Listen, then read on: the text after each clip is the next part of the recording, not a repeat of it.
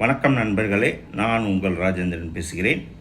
இது நாளிதழில் வந்த வேலைவாய்ப்பு செய்தியாகும்.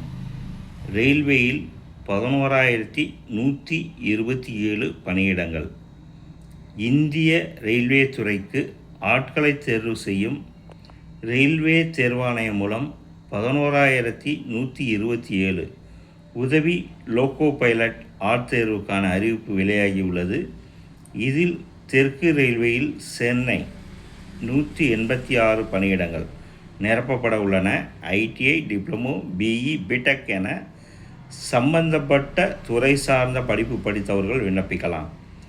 1/7/2026 அன்றைய தேதிப்படி 18 வயது முதல் 30 வயதிற்கு உட்பட்டவர்களாக இருக்க வேண்டும்.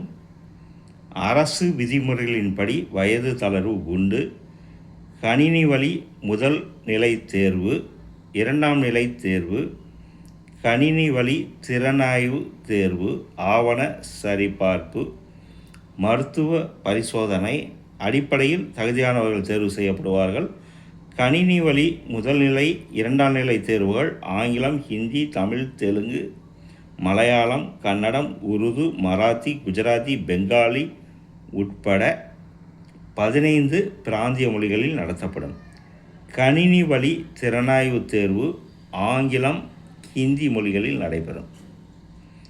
14/6/2026 வரை ஆன்லைன் வழியாக விண்ணப்பங்களை சமர்ப்பிக்கலாம்.